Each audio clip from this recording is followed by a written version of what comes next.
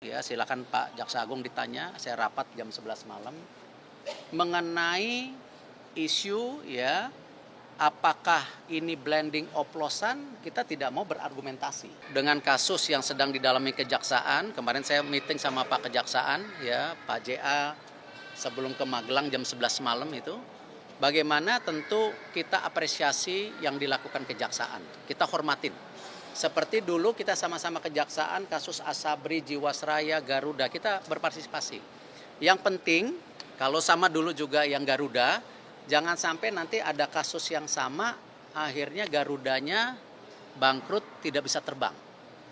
Nah, kalau teman-teman ingat dulu, kalau sampai restrukturisasi itu gagal, ya jangan bicara tiket turun hari ini, jumlah pesawatnya tidak ada.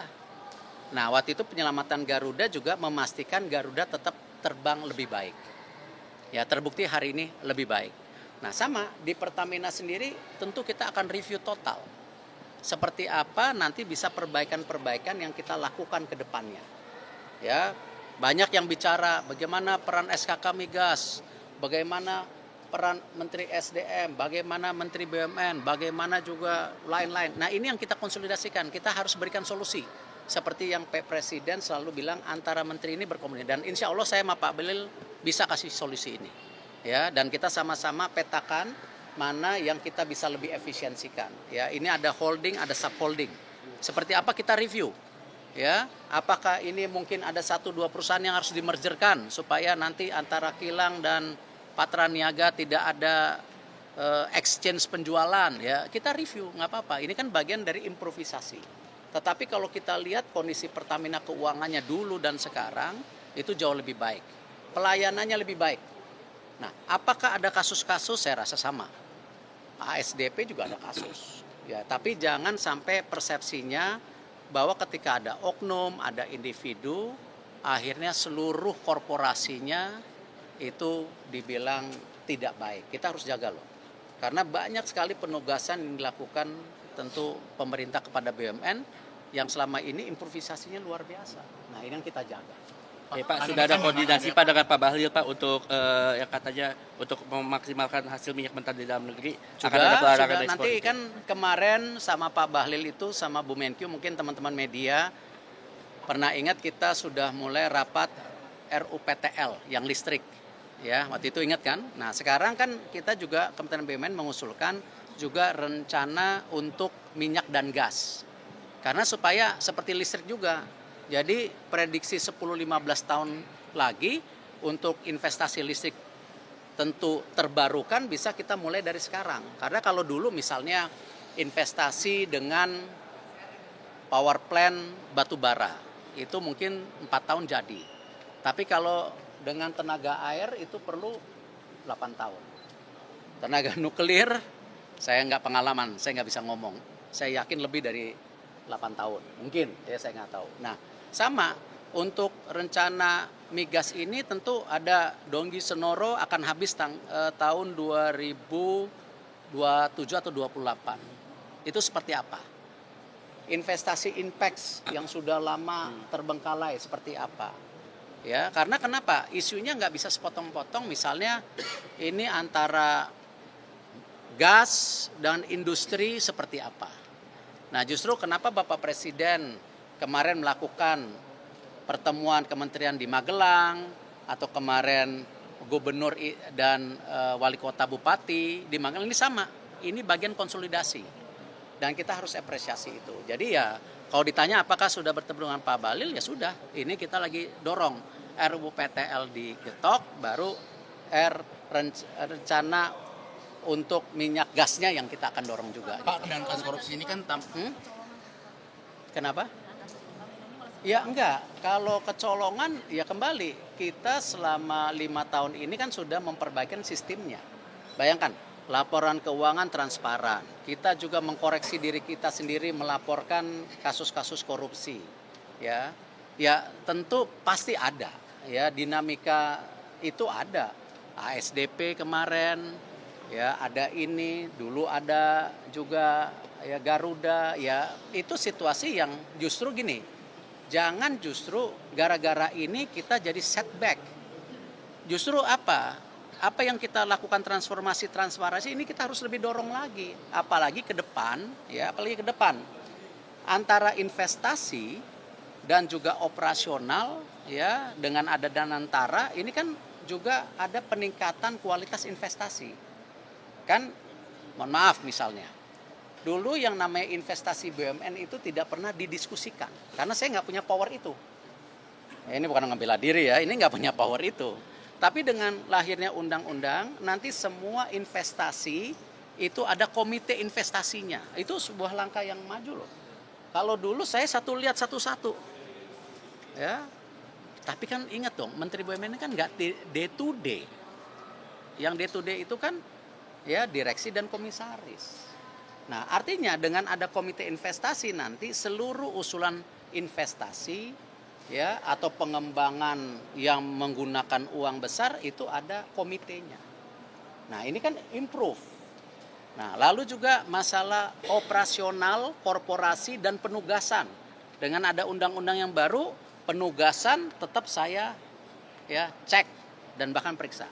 Tapi operasional kita bisa pantau sekarang. Jadi ini saya rasa solusi yang bagus gitu. Nah, ini improve yang harus kita lihat secara optimis, jangan justru ini jadi setback, ya.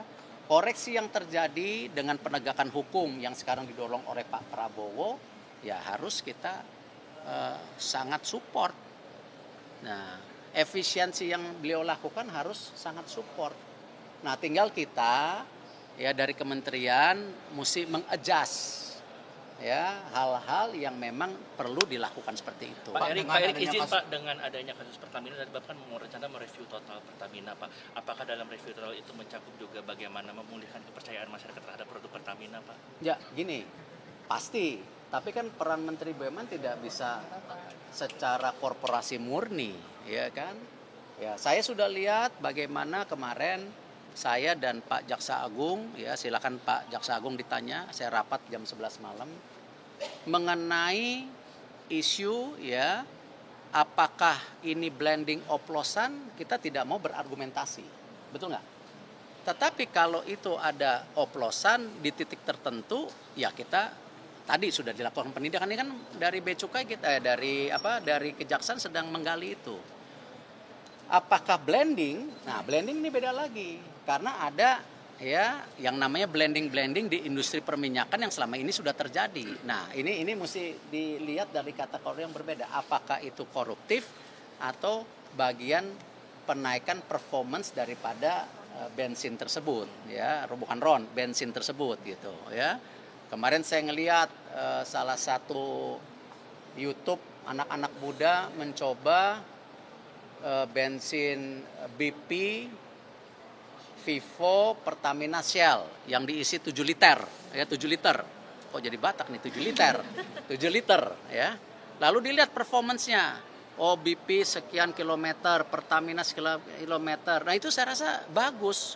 Karena itu bagian dari introspeksi dari masyarakat, ya. Kenapa dari 4 percobaan, ya, ada yang nomor 4, ada yang nomor 3, ya, ada yang nomor 2, ya itu kita bagian dari competitiveness. Nah, apakah campurannya lebih bagus? Saya nggak tahu, saya bukan ahlinya, ya. Tapi saya rasa dengan era keterbukaan ini, ya interaksi yang terjadi sangat positif karena ya ini market yang free, ya sama pom bensin itu juga kita harus jaga.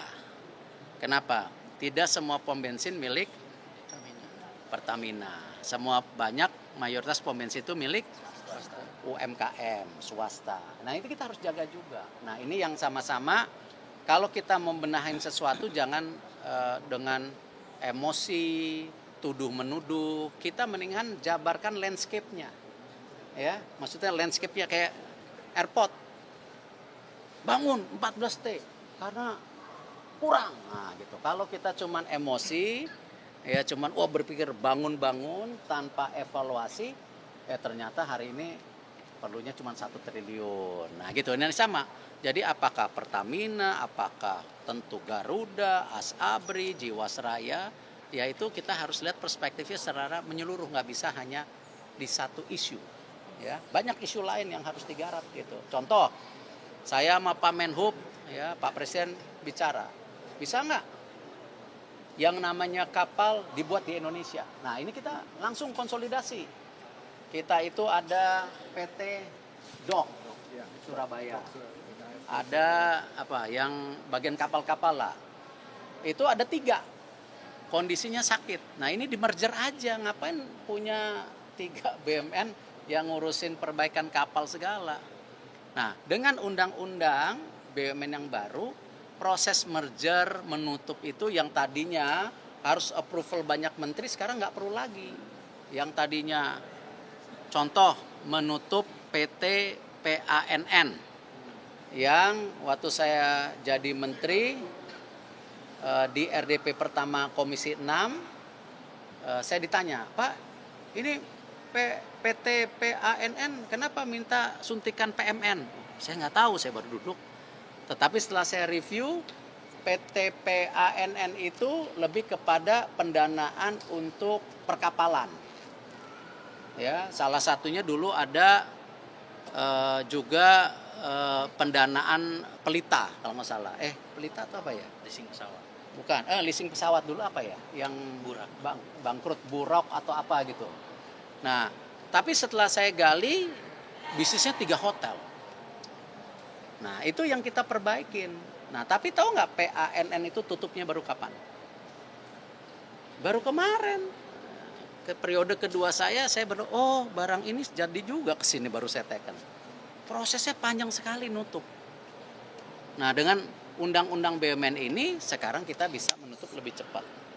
Ya, merger, Pelindo, ASDP, ya, apa semua bisa lebih cepat. Nah, ini hal-hal yang saya rasa positif yang kita bisa kerjakan sama-sama.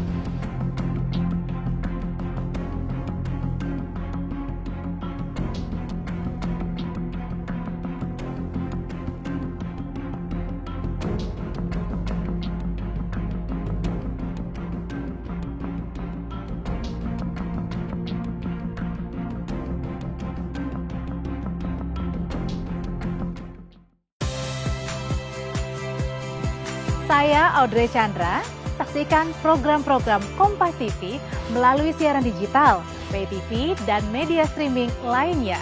Kompas TV, independen, terpercaya.